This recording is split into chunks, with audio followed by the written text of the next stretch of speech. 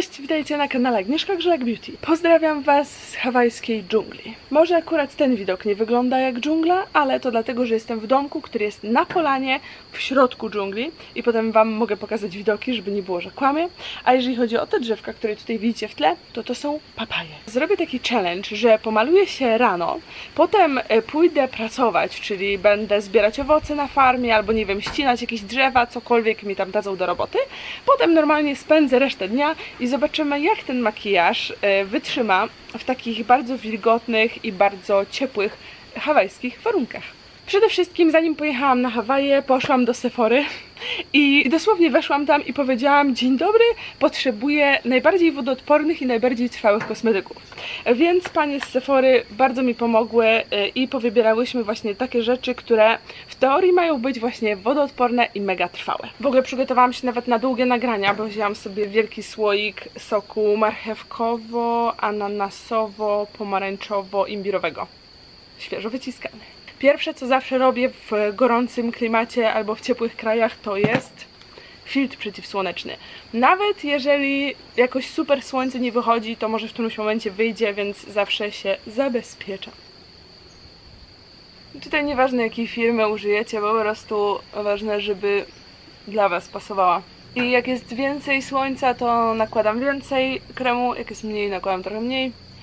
Zacznę standardowo od podkładu i tutaj wzięłam sobie podkład Fenty Beauty, ale wzięłam sobie dwa różne kolory, dlatego że pomyślałam, że na pewno mocno się opalę na Hawajach i mój jak gdyby standardowy kolor już nie będzie wystarczający, więc mam tutaj kolor 150 i 190. Pamiętam, że sporo osób mnie prosiło, żebym zrobiła taki hawajski makijaż, żebym go odtworzyła i tak sobie myślałam, ale jaki to jest hawajski makijaż, bo tutaj większość osób w ogóle nie nosi makijażu, w sensie większość kobiet.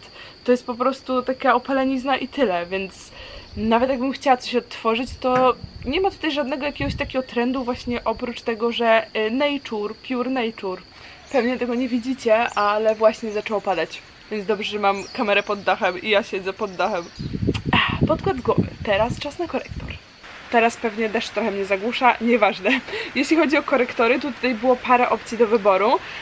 Jest korektor z Fenty, korektor od Hudy i mój ultimate favorite, czyli z Make Up For Ever Full Cover. Użyję pod oczy chyba Hudy, bo wiem, że ma chyba kwas hialuronowy albo coś takiego, w każdym razie jest bardziej odżywczy na pewno niż Fenty, a na niedoskonałości po prostu użyję jak zwykle Make Up For Ever. Ja mam numer 6, jakby co, jeżeli chodzi o kolor. Jakby ktoś chciał wiedzieć. Tylko teraz się opaliłam, więc on będzie pewnie trochę za jasny. Trudno. Teraz w takim razie czas na Hudę. I znowu mam nadzieję, że kolor będzie pasował, bo dla mnie to jest takie dosyć teraz niewiadome, bo nawet sama nie wiem, jak bardzo się opaliłam. Mam kolor Nougat. Klepię go sobie najpierw palcem i teraz wezmę Beauty Blender i sobie go zblenduję. Ładnie wygląda. Me likes it. W ogóle jeśli chodzi o deszcz na Hawajach, to jest śmieszna sprawa, dlatego że tutaj najczęściej albo pada tak, że popada 3 minuty albo 5 i potem przestaje i czasami nagle wychodzi słońce od razu, dlatego jest tak dużo tęcz, albo czasami jest tak, że na przykład może tak siąpić cały dzień, ale to głównie właśnie w takich dżunglowych terenach, jak ja tutaj jestem. Natomiast teraz już deszcz przestał padać, więc to były 3 minutki. I z głowy. I zanim to wszystko zapudruję, użyję sobie jeszcze takiej bazy pod bronzer. To jest akurat niewodoodporny kosmetyk, bronzer z Anastazji. Natomiast użyję go bardziej jako bazę, niż jako taki produkt sam w sobie brązujący. Więc tutaj trochę sobie podrysuję. To jest stick od Anastazji, kolor Fawn. Ale wydaje mi się, że większość kosmetyków, których użyję w tym tutorialu, właśnie będzie z Sephory. W sensie, że możecie pójść do Sephory i je znajdziecie. I teraz, jeżeli chodzi o róż, to powiem Wam, że nie znalazłam wodoodpornego różu, takiego stricte, żeby na przykład był, nie wiem, w kamieniu, czy taki, no po prostu zwykły róż wodoodporny. Ale za to, kiedy poszłam na stoisko Make Up For Ever, znalazłam coś takiego. Nazywa się to Aqua XL i to jest jak gdyby takie wszystko w jednym, bo to jest i do oczu, i do ust, i do twarzy. dostuję do wszystkiego. I jest to jakby taki wodoodporny krem, można powiedzieć. I wzięłam sobie kolor M72 i spróbuję użyć tego jako różu. Kolor jest mega intensywny, taka czerwień, ale podejrzewam, że jak tego użyję bardzo mało, to może być róż. Taką mam nadzieję. Może nałożę trochę na Beauty Blender nawet. Szczerze mówiąc, pierwszy raz to robię, bo zawsze jednak mam normalny róż. O. No, trochę tego koloru się przenosi, ale powiem wam, że boję się nałożyć go jakby więcej. Tak bezpośrednio na skórę.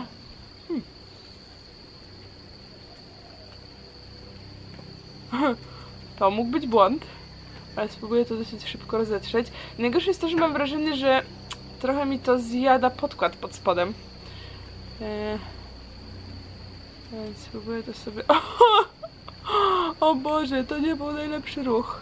Okej, ale już wiem. Nałożę sobie tego dosyć dużo i potem to przyklepię podkładem. Wiecie, tak żeby nie...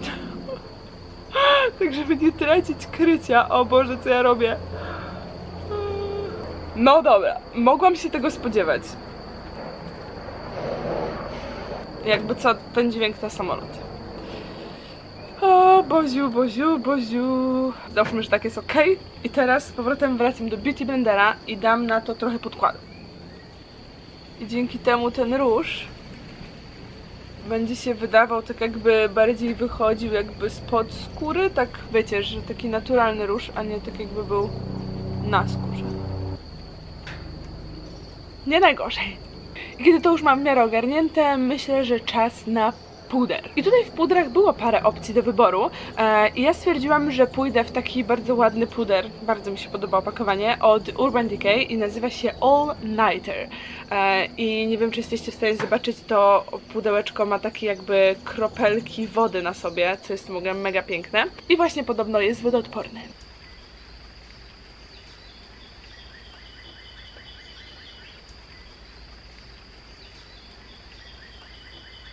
I z głowy. Teraz przejdę do brwi.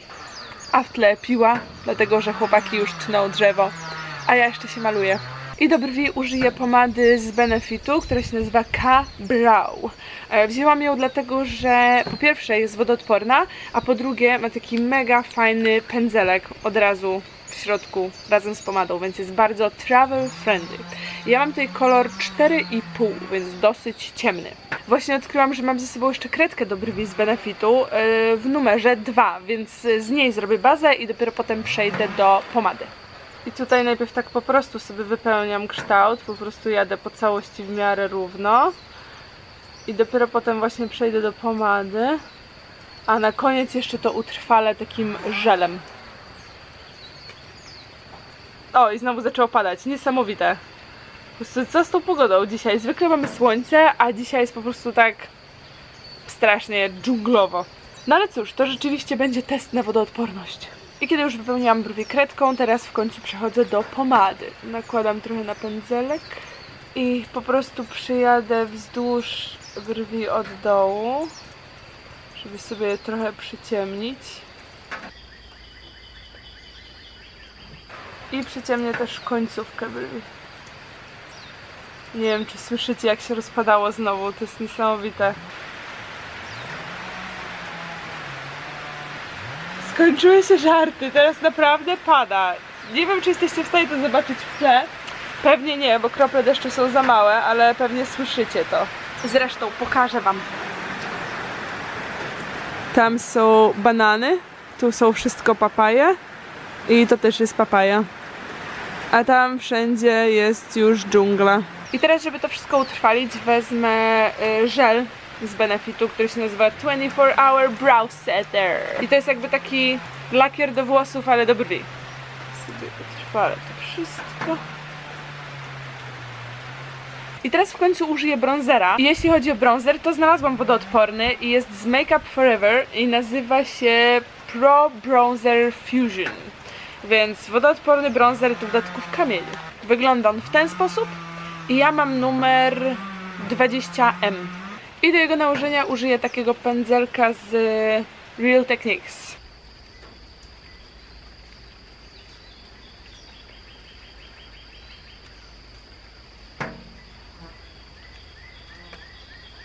Wykonturuję też sobie trochę nos. Bo czemu nie? I oczywiście jak zwykle żuchwę. I drugą brodę. Gotowe! Teraz czas na oczy i znowu posłużę się tą śmieszną farbką z Make Up For Ever Aqua XL, bo jest totalnie wodoodporna i użyję jej jako bazy. I ja mam tutaj numer I42 albo L42. W każdym razie jest taka delikatnie złotawa. Oj, właśnie pada na mnie deszcz, świetnie. Jezu! Zawiewa na mnie deszczem, nie! Przerwa!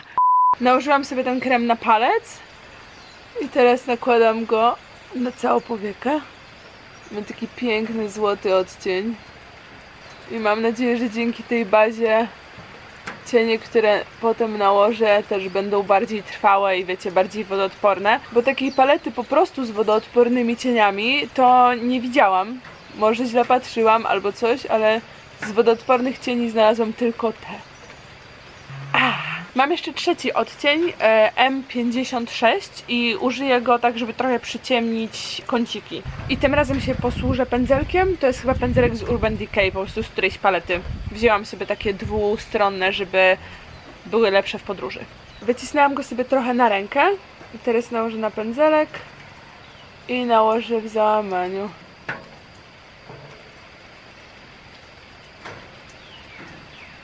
Śmiesznie, bo to jest naprawdę makijaż w ekstremalnych warunkach. Zobaczcie moje lusterko. W ogóle jest w deszczu i też mi zaparowało, więc... I przyciągam ten cień też na dolną powiekę. I teraz wezmę paletę Norwina z Anastasia Beverly Hills i nałożę jakieś cienie na te w kremie. O! Na dolną powiekę wezmę odcień Passion. I nałożę tak w sudzie na całej długości. Teraz rozetrę to trochę kolorem Eccentric, tym.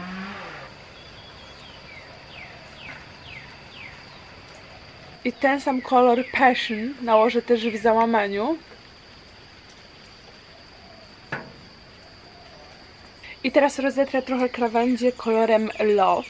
Trochę mi się światło zmieniło, zaczęło wychodzić słońce, więc muszę tak trochę po skosie się malować, za co bardzo was przepraszam od razu. Ale potem wam oczywiście pokażę gotowy efekt. I wydaje mi się, że na środek użyję mojego ulubionego cienia, który się nazywa Wild Child i pomieszam go trochę z Rose Gold. Nałożę to palcem, więc Rose Gold dam sobie w zewnętrznym kąciku. Ale on jest ładny. I teraz Wild Child.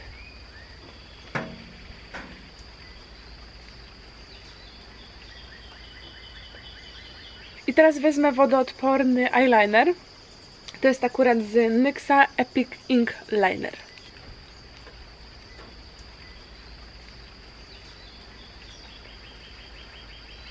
W miarę. I teraz przejdę do rozświetlacza, bo słuchajcie, udało mi się znaleźć rozświetlacz, który jest wodoodporny i też jest z Make Up For Ever. Nazywa się Pro Light Fusion i wygląda w ten sposób. Jest przepiękny, ślicznie taki prasowany i ma taki bardzo uniwersalny, perłowy kolor. I muszę wam powiedzieć, że jestem w szoku, że jest prasowany, wodoodporny rozświetlacz. Wezmę sobie teraz taki płaski pędzelek i nałożę ten rozświetlacz najpierw pod łuk brwiowy. Oh man. Ale on jest mocno perłowy, ale się będę świecić. I teraz dam go trochę w wewnętrznym kąciku jeszcze. O. Trochę na środek nosa. Łuk kubilna. I nałożę go jeszcze tutaj na policzki. Niesamowite, jak rozświetlacz tak pięknie wykończa makijaż. I teraz podkręcę trochę rzęsy zalotką, ale tak tylko troszeczkę, bo będę kleić sztuczne rzęsy. Tak, będę miała sztuczne rzęsy w dżungli. Tutaj wzięłam sobie dwie pary moich ulubionych rzęs. Te są mocniejsze, te są trochę delikatniejsze, ale chyba pójdę w te bardziej hardkorowe.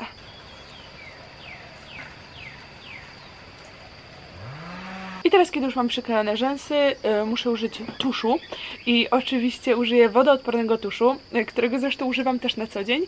To jest miniaturowa wersja Too Faced Better Than Sex. Właśnie jeżeli chodzi o tusz, to tutaj nie mam zupełnie żadnej zmiany od mojego codziennego makijażu, dlatego że zawsze tuszuję sobie rzęsy wodoodpornym tuszem. Jeśli chodzi o pomadkę, to pomyślałam, że wybiorę pomadkę Anastasia Beverly Hills w kolorze Poet. Poet, poet, poet. W ogóle wzięłam z sobą całą torebkę pomadek. Na wszelki wypadek. Bo w ogóle nie wiedziałam, jaki będę makijaż robić.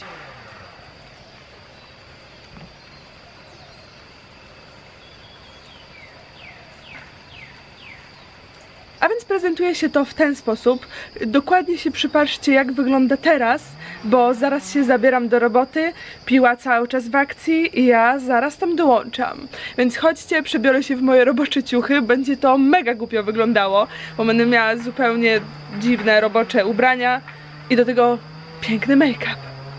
A, i zapomniałam z sobą wziąć setting sprayu tutaj, więc jeszcze użyję go, zanim się ubiorę.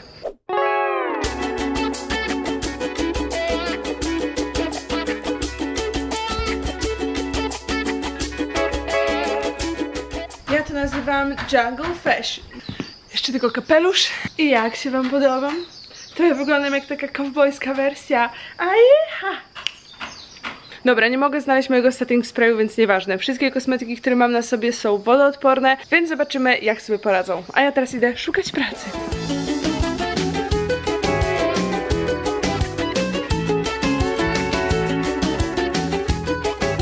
Najgorsze jest to, że w takich warunkach, jak pracuje się nawet 10 minut, mimo że nie ma słońca, to i tak człowiek się poci. Więc wykorzystam to, że nie ma słońca i zdejmę kapelusz, bo dzięki temu może będzie mi trochę chłodniej. Bo na razie jest... No, już się spociłam. To jest jakaś masakra.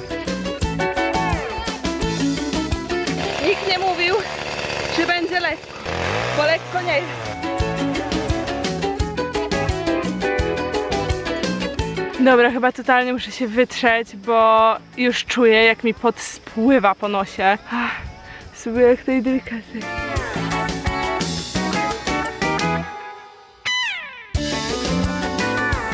I żeby nie było, to oprócz potu jest też deszcz, bo właśnie przed chwilą zaczął padać, więc tutaj są naprawdę ekstremalne warunki. I teraz w zasadzie trochę żałuję, że nie szukałam jednak tego setting sprayu, ale mam nadzieję, że i tak będzie dobrze. Do roboty.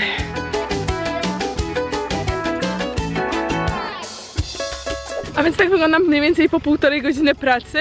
Wydaje mi się, że chyba nic się nie rozmazało. Piłam wodę, piłam sok. Teraz możecie zobaczyć z bliska. Szczerze mówiąc, ja nawet nie wiem, jak to wygląda, bo nie mam przy sobie żadnego lusterka, ale po prostu czuję, że jestem cała mokra, a na nosie to już szczególnie. Chcę się umyć, tak bardzo chcę się umyć. Jeszcze sobie trochę popracuję, a potem pokażę wam resztę dnia, a w zasadzie raczej jak makijaż wygląda w ciągu dnia.